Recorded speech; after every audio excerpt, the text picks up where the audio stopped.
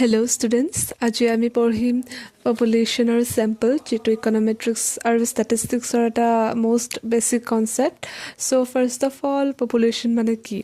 Population refers to the collection of all items or all units with respect to certain characteristics under study. So simple ভাষাত population মানে হৈছে সকলো items, সকলো units যেটো আমি study কৰিব বিচাৰো. For example, যদি আমি এখন কলেজৰ mean weight অৰ্থাৎ গড় আয়ুসটো আমি measure কৰিব বিচাৰো, তেন্তে কলেজখনৰ সকলো students-এই হ'ব তাৰ একোটা population. যদি কলেজখনত for example 2000 students থাকে, তেন্তে সেই সকলো 2000 students-এই হ'ব একোটা population. Sample refers to the selected part of the population. So simple ভাষাত ক'বলৈ গ'লে sample হৈছে populationৰ এটা সৰু part. For example, যদি আমি এখন কলেজত ধৰা হওক 2000 students আছে আৰু যদি সেই 2000 studentsৰ আমি তাৰ মাজতে আমি 200 studentsৰ mean weight অৰ্থাৎ গড় আয়ুসটো যদি আমি মেজাৰ কৰিবলৈ যাওঁ, সেই 200 students হ'ব sample, যেটো সেই 2000 students আছিলে তাক represent কৰিব. So sample হৈছে populationৰ এটা সৰু ভাগ যিয়ে entire populationটোক represent কৰিব. সেই 2000 studentsৰ পৰা যে আমি 200 students select কৰি ললো, সেই যেটো আমি select কৰি লৈছো যেটো সেই গোটেই entire populationটোক বুজাইছে, so সেইটো হ'ব আমাৰ sample. এতিয়া আমি population আৰু sampleৰ differences খিনি পঢ়িম. Population এটা entire group বুজায় আৰু sample এটা populationৰ এটা selected part বুজায়.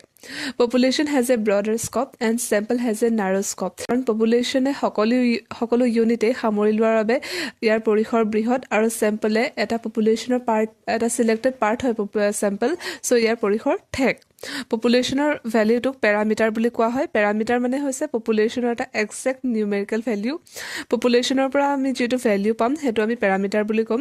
আৰু population usually বহুত ডাঙৰ হোৱাৰ বাবে আমি সকলো ডাটা কালেক্ট কৰিব নোৱাৰো.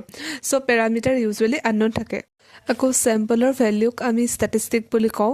Statistic মানে হৈছে sampleৰ পৰা যেটো ক্যালকুলেট কৰা numerical value. ধৰা হল আমি populationৰ এটা part হৈছে sample.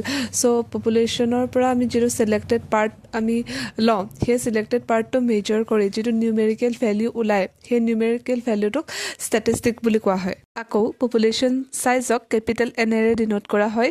Population size মানে হৈছে number of observations in population. যদি কলেজ এখনত 2000 students আছে আৰু আমি সেই সকলো 2000 studentsকে আমি যদি লওঁ, তেন্তে population size capital N equal to 2000 হ'ব. আৰু sample size ক আমি small n ৰে ডিনোট কৰো যদি কলেজ এখনত 2000 students আছে আৰু যদি আমি তাৰ 200 students select কৰি লওঁ, তেন্তে sample size small n equal to 200 হ'ব. আকৌ এটা property হৈছে population mean মানে হৈছে সব populationৰ এটা exact average value, যাক mu বুলি ডিনোট কৰা হয়. স্ক্ৰিনত তোমালোকে symbol বুলি যেটো difference আছে তাত চোৱা.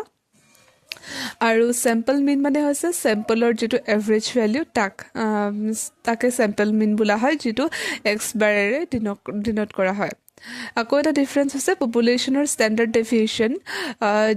Standard deviation মানে populationটো কিমান spread হৈ আছে অৰ্থাৎ কিমান % এই populationটো কভাৰ কৰিছে তাক বুজাইছে. ইয়াক sigma বুলি ডিনোট কৰা হয়. আৰু sampleৰ standard deviation হৈছে sample dataৰ dispersion, যেটো আমি small s ৰে ডিনোট কৰো. আশা কৰিছো ভিডিওটো তোমালোকৰ সকলোৰে ভাল লাগিল, আৰু যদি ভিডিওটো হেল্পফুল লাগিল তেন্তে ভিডিওটো লাইক, শেয়াৰ আৰু কমেন্ট কৰিবা, লগতে চেনেলটো সাবস্ক্ৰাইব কৰি দিবা. ধন্যবাদ.